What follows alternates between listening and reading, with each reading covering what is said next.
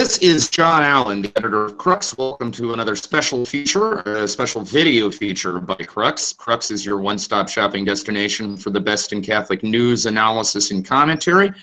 And not only do we try to bring you the best of Catholic journalism in print, increasingly we're also trying to do it on video.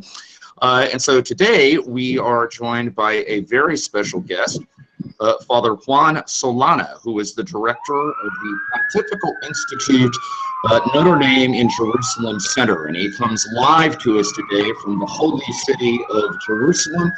I today am in Vienna, Austria, although you wouldn't know it from the generic curtains in my hotel room behind me, but I am actually I'm just a stone's throw away from the historic Stephansdom, the historic cathedral here in Vienna. And it's hard to talk Vienna for history, but Father Juan has me beat because he is in Jerusalem today. Father Juan, thank you so much for being with us. Thank you, John. Thank you for this interview. So why don't you just tell us a little bit about the Notre Dame Center? It has a fascinating story. Tell us what it is and what you do. Look, Notre Dame of Jerusalem Center is a pontifical institute. It's a Vatican property here in the very center of Jerusalem. It was founded by the Assumptionist Fathers already 130 years ago, and his mission is exactly hospitality for pilgrims. So it was one of the very first hospitality center for pilgrims in Jerusalem, and even now continues its mission to welcome people from all over the world, from all faiths, and in research for God and in research for Israel and for this beautiful Holy Land. I was appointed director by the Vatican in 2005, and at that time was entrusted to the Legionaries of Christ. So I came on behalf of the Legionaries of Christ to direct this beautiful center. We receive around 100,000 people a year. Not all of them stay in the center. Some of them come only for activities. We have a beautiful auditorium. We have a Route of Turin exposition. We have several restaurants who offer their services to the people who is sightseeing and pilgriming in Jerusalem. We have 143 guest rooms, and we can accommodate almost 300 people every day. And can people just book space in the center over the internet, or do they have to be part of a pilgrimage group, or how does that work? We can have people booking directly on a website, www.notredamecenter.org. They can go through Booking, Expedia, and also organize groups. I have to say that most of our guests come with organized groups in a pilgrimage, but many of them come by themselves, family groups, individuals. They can come however they want. And I know Father Juan, because I've been interviewing bishops from the Middle East for a long time now. I know the bishops of the Middle East have for a long time been encouraging Catholics in Europe and the United States and other parts of the world to come on pilgrimage to the Holy Land, to not be scared, by the headlines we see about violence and conflict and so forth, but to come over because it's vital, not only spiritually, because it deepens the roots of our faith and so on, but it's also vital for the local Christian economy, isn't it? I mean, you go to Christian-owned shops, or maybe you eat in Christian-owned restaurants, and it's very important to those people that the pilgrims come, yes? Look, I think that pilgrimage and tourism in general is crucial for the Holy Land, because many people live out of tourism. Not to say that, as I like to tell people, that tourism and pilgrims really bring this atmosphere of peace, this atmosphere of looking each other, dialoguing with each other. So, in fact, the bishops have been promoting a lot pilgrimages, because Israel is very safe. I can tell you it's very safe. I have been living here 13 years already, and barely you can have episodes of violence or something like that.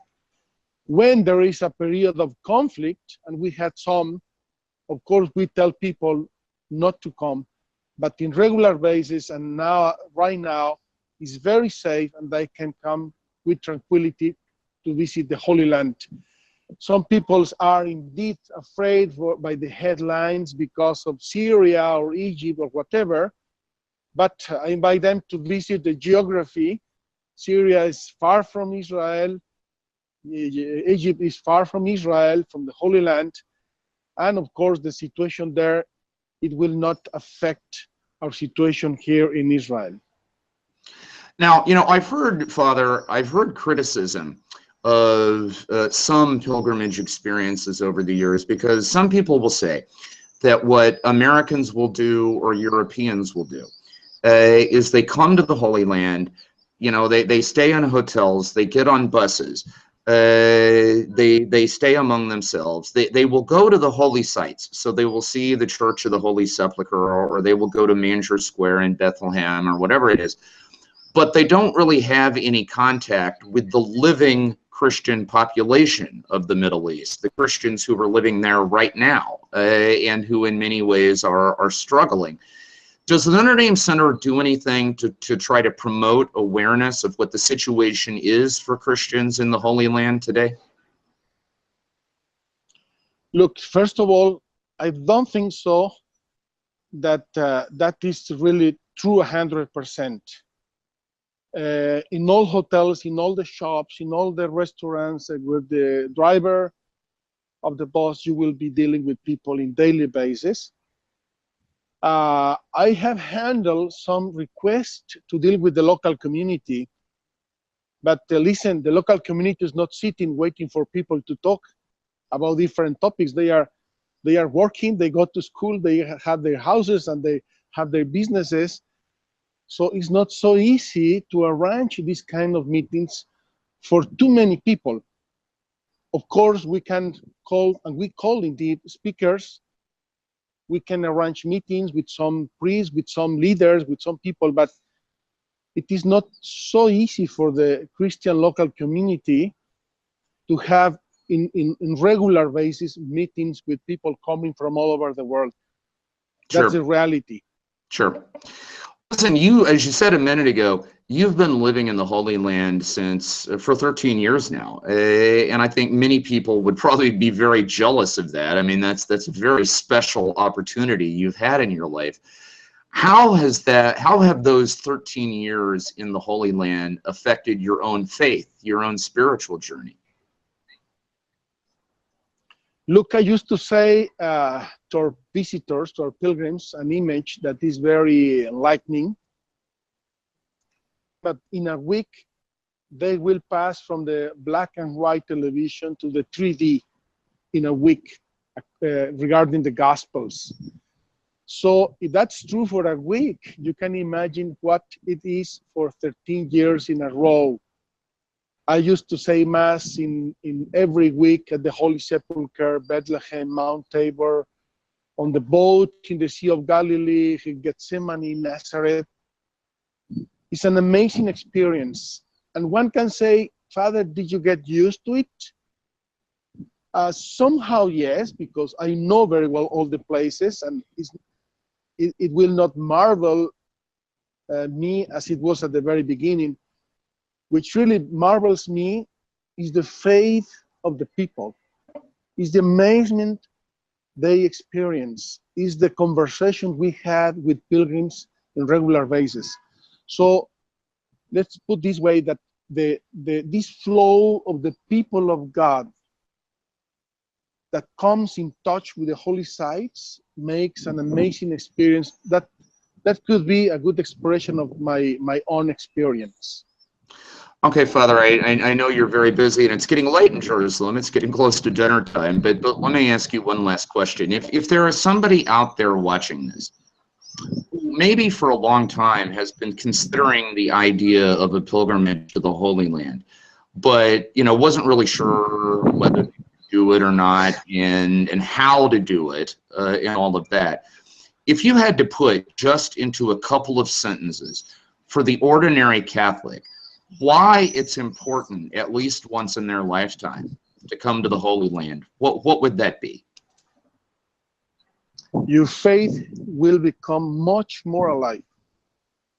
You will encounter Jesus as maybe never before. You will set the basement for an incredible growth in your faith and in your prayer and sacramental life. I'm sure of that. I am too, Father, because I have seen it myself and I have heard it from countless people over the years. We have been speaking with Father Juan Solana, who runs the Pontifical Institute Notre Dame in Jerusalem Center, which is a just remarkable facility there. I mean, it is first of all a place to stay, and it's a beautiful place to stay in the city of Jerusalem, but it's much more than that. It's also a center for conferences and liturgies, and it is a beehive of activity. So you can find it online. Again, that is the Notre Dame in Jerusalem Center, administered by the Legionaries of Christ. Definitely, if you are considering a pilgrimage to the Holy Land, definitely worth checking it out and seeing what they have going on. Father Juan, thank you so much for making time from the holy city of Jerusalem for us tonight. Thank you, John. It was my pleasure. God bless you. God bless you. Be well. You have been watching a special video feature on Crux. We will have much more of these kinds of things to come. Until then, I am John Allen, the editor of Crux, and we will talk to you again very soon.